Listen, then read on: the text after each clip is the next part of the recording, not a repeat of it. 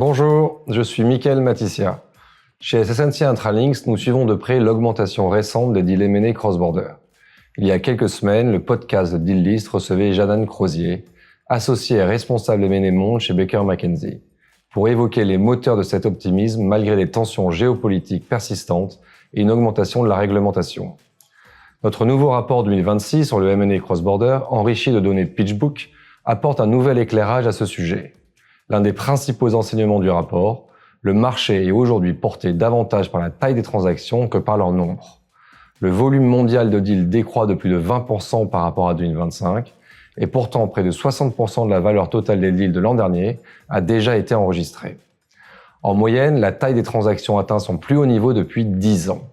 En IMIA, les acquéreurs nord-américains se tournent de plus en plus vers l'Europe pour leurs acquisitions liées à l'IA, aussi bien sur les infrastructures de données, les logiciels d'IA appliqués et les plateformes technologiques sécurisées.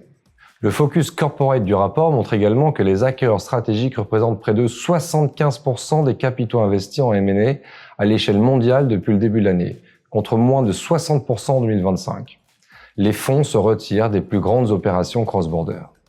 Les corporates, eux, mènent la danse et raflent des cibles qui auraient normalement été celles du private equity. Pour découvrir l'intégralité des conclusions, téléchargez le rapport 2026 sur les fusions-acquisitions cross-border via le lien en description. À bientôt et merci de nous avoir suivis.